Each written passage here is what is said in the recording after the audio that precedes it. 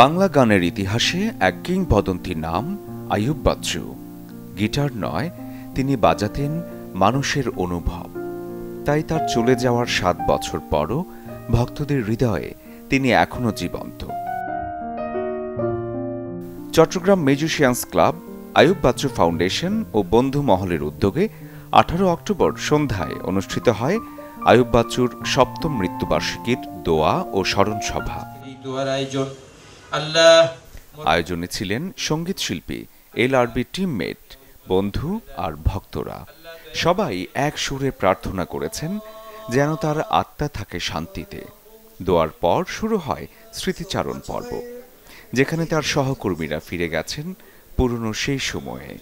আইয়ুব বাচ্চু চলে গেছে এই কথাটাই মানতে রাজি না আমি, কারণ এত অল্প বয়সে চলে গেল হঠাৎ করে, এটা আসলে এখন আমি বিশ্বাস করতে পারছি না।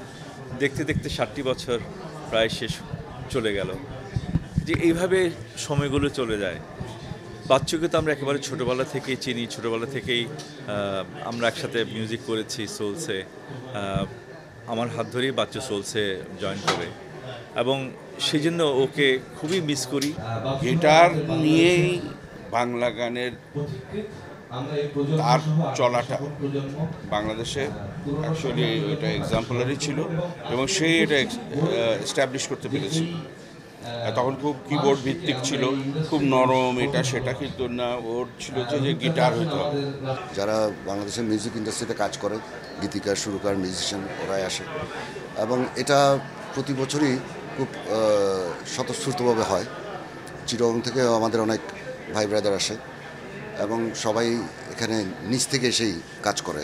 কাউকে দাওয়াত দিতে হবে বা ওই ধরনের জিনিসটা এখানে হয় না। তার সাথে আমাদের প্রত্যেকের যে সম্পর্ক, যারা আমরা টেলিভিশন মিডিয়ায় কাজ করেছি, যারা তার সাথে মিউজিক ভিডিও নিয়ে কাজ করেছি, বিভিন্ন অঙ্গনে কাজ করেছি, তাদের সাথে পারিবারিকভাবে যে সম্পর্ক বাচ্চু ভাইয়ের, সে সম্পর্ক কখনো ভোলার না। তার সাথে আমি দেশের বাইরে থাকি, ভিতর থাকি, সবসময় যোগাযোগ ছিল। LRBর 25 বছর পূর্তির সময় সে আমাকে আমেরিকা থেকে জোর জবরদস্তি করে আবদার করে তার সে 25 বছর পূর্তিতে নিয়ে এসেছিল। তার সাথে আমার প্রচুর স্মৃতি। এত বড় মাপের আন্তর্জাতিক খ্যাতি সম্পন্ন একজন গায়ক, আমরা একজন সোলোইস্ট, আমরা আধুনিক গানের শিল্পী, আমাদের সঙ্গে তার সখ্যতা হওয়ার কোনোই প্রয়োজন ছিল না। কিন্তু সে কোয়ালিটি বোধহয় বুঝতো এবং জানতো যে এর মধ্যেও, আধুনিক গানের মধ্যেও কিছু করবার আছে, যে কারণে আমার সঙ্গে ঘনিষ্ঠতা হয়ে যায়। এবি শুধু যে একজন শিল্পী ছিলেন তা নয়, ছিলেন গোল্ডেন 90s-এর এক প্রতীক।